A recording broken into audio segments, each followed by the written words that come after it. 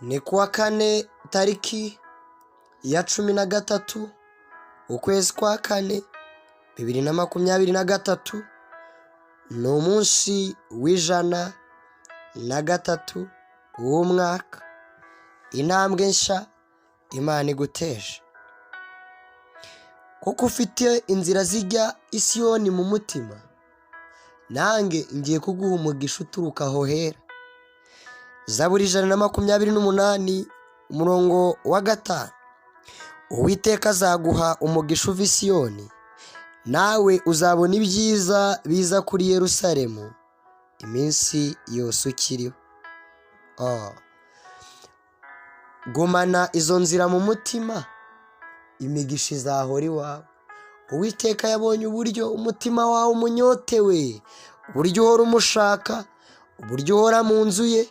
Aguhaye umugisha uturuka i Siyoni, ahera urusengero rwe, mu mirimo ukorera mu nzu y'Imana, mu maturo utanga, mu buryo witanga, abo uhumuriza, uko uhaboneka.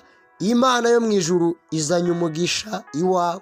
Mu buzima bwawe amahoro agiye kuzura, mu bana bawe bagiye kubona agakiza kandi bagira ubwenge, kandi n'ukuri Imana igiye kubakuza. Mu kazi kawe ugiye kuhagirira umugisha kandi ugiye kwaguka. Mu rugo rwawe Imana igiye kuguha umugisha uva i Siyoni.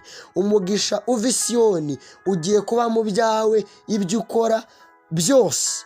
Akira uwo mugisha kuko Imana ariyo iwutanze. Mana nyagora ku ngoma, kukugira neza, urakoze kuduhaye umugisha uva i Siyoni. Mu byo dukora, mu byo tuvuga, abo tugiye kuwaturaho nabo bazawubona, uwo tugiye kwiyaturaho tuzakomeza kuwubona, kandi mu majya no mu maza tuzajya tubona umugisha wawe. Mu izina rya Yesu Kristo urakoze ko bibayeho. Amen.